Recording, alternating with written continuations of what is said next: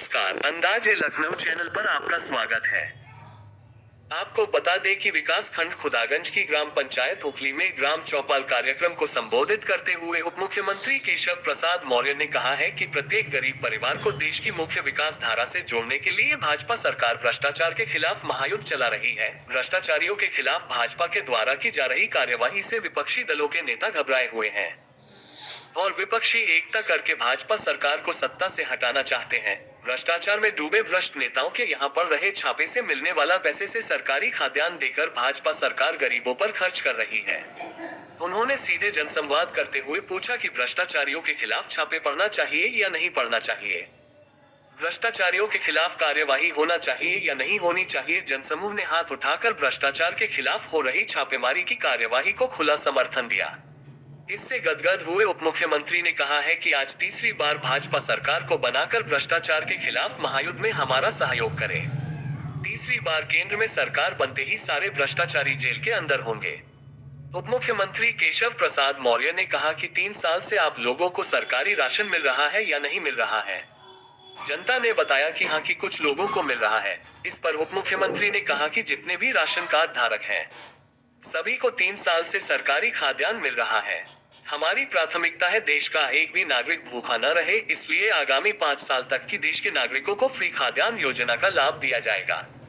उप मुख्यमंत्री ने पूछा, क्या किसी को कोरोना वैक्सीन पैसे देकर लगाई गई है? लोगों ने कहा नहीं, सरकारी वैक्सीन फ्री में लगाई गई है। उप मुख्यमंत्री ने कहा कि भाजपा सरकार में स्वदेशी वैक्सीन का वैज्ञानिकों ने निर्माण करके कोरोना मरीजों की जान को बचाया है। जब वैक्सीन तैयार हुई थी तो सपा नेता वैक्सीन लगाने का बहिष्कार कर रहे थे और फिर बाद में और कह रहे थे कि यह वैक्सीन भाजपाई वैक्सीन है। बाद में सपा नेताओं ने भी स्वदेशी वैक्सीन को लगाकर कोरोना से छुटकारा पाया है। भाजपा सरकार में गरीबों के लिए आयुष्मान कार्ड की व्यवस्था करके 5 लाख रुपए तक का फ्री इलाज मुहैया कराया है और स्वच्छ भारत मिशन के तहत हर घर में शौचालय बनवाने का काम किया है। उप मुख्यमंत्री ने कहा कि हम ग्रामीण क्षेत्रों का ऐसा विकास करेंगे कि शहरी लोग भी गांव की ओर पलायन करने पर बाध्य होंगे। हमारे देश में हर घर जल योजना का सरकार कार्यक्रम चल रही है। गंगा एक्सप्रेसवे वित्त मंत्री सुरेश खन्ना के द्वारा निर्माणाधीन है। मनरेगा के धन का उपयोग रोकने के लिए भाजपा सरकार ने कमेटियां बनाई है और गांव की छोटी छोटी सड़कों का भी निर्माण कराया है। हमारी प्राथमिकता है कि विलुप्त नदी नालों को बनाएंगे और अमृत सरोवर तालाब को बढ़ावा देंगे। उप मुख्यमंत्री ने पूछा, प्रदेश की कानून व्यवस्था भाजपा सरकार से पहले अच्छी थी या आज भाजपा सरकार में अच्छी है?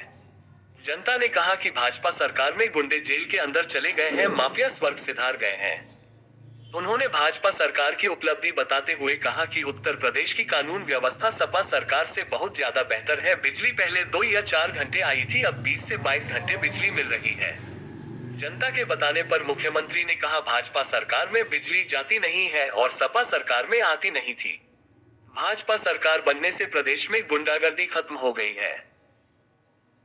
इस दौरान वित्त मंत्री सुरेश कुमार खन्ना, सांसद अरुण सागर, पूर्व केंद्रीय मंत्री कृष्णराज, मेयर अर्चना वर्मा, जिला पंचायत अध्यक्ष ममता यादव, विधायक वीर विक्रम सिंह प्रिंस, चेतराम पासी, हरि प्रकाश वर्मा, सलोना कुशवाहा, एमएलसी सुधीर गुप्ता, जिलाध्यक्ष केसी मिश्रा, डीपीएस राठौर, एडवोकेट सत्यपाल, पूर्व ब्लॉक प्रमुख नरेंद्र कुमार गुप्ता उर्फ लल्ला, पूर्व चेयरमैन सुरेंद्र प्रकाश गुप्ता, इंजीनियर रोहित सिंह, पूर्व अध्यक्ष सुधीर सिंह, रचना गुप्ता इत्यादि ने मुख्यमंत्री का मंच पर स्वागत किया।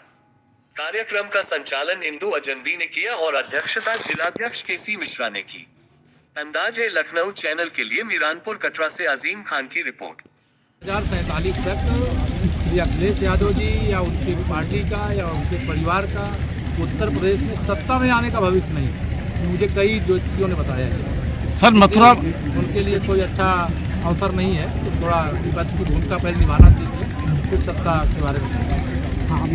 सर, मथुरा में कॉरिडोर किस तरह से बनेगा, जिस तरह से आदेश हुआ? भारतीय जनता पार्टी की सरकार में चाहे अयोध्या का विकास हो, चाहे काशी का हो, चाहे विंध्याचल धाम का हो और चाहे मथुरा वृंदावन का विकास हो, ये हमारी प्राथमिकताओं में से था, है और रहेगा। और हमारे देश के सभी तीर्थ स्थलों का विकास हो, धार्मिक पर्यटन बढ़े, क्योंकि उत्तर प्रदेश धार्मिक दृष्टि से कह लीजिए कि राम भक्तों की, कृष्ण भक्तों की, शिव भक्तों की, माँ के भक्तों की राजधानी है और देश भर से लोग आते हैं और उनके स्वागत के लिए हम तैयार हैं। और हम जानते हैं कि इसके माध्यम से लाखों नहीं करोड़ों रोजगार भी सृजित हैं। अयोध्या मिल गया, काशी और मथुरा भी अब मैंने बताया ना, अयोध्या, मथुरा, काशी सहित कोई भी ऐसा स्थान हो, उस तीर्थ स्थल का विकास हमारी सरकार की सर्वोच्च प्राथमिकता होनी चाहिए। भ्रष्टाचार मुक्त भारत बनाने के लिए माननीय नरेंद्र मोदी जी के नेतृत्व में देश आगे बढ़ रहा है और सत्ता के वियोग में, सत्ता के बिना कांग्रेसी अपना मानसिक संतुलन खो रहे हैं। कभी श्री राहुल गांधी हमारे प्रधानमंत्री जी के प्रति अपशब्दों का प्रयोग करते हैं, कभी कांग्रेस के राष्ट्रीय अध्यक्ष आदरणीय प्रधानमंत्री जी के पिता के बारे में अपशब्दों का प्रयोग करते हैं, कभी कांग्रेस का कोई न कोई छुड़भैया नेता ऐसे ऐसे शब्दों का प्रयोग करता है जो राजनीतिक मर्यादा के अंतर्गत इस प्रकार के शब्दों के प्रयोग की अनुमति नहीं देती। लेकिन इस प्रकार की भाषा बोलने वालों को जवाब देने का काम देश की जनता कर रही है, प्रदेश की जनता कर रही है, अभी मध्य प्रदेश, राजस्थान, छत्तीसगढ़ की जनता करने जा रही है।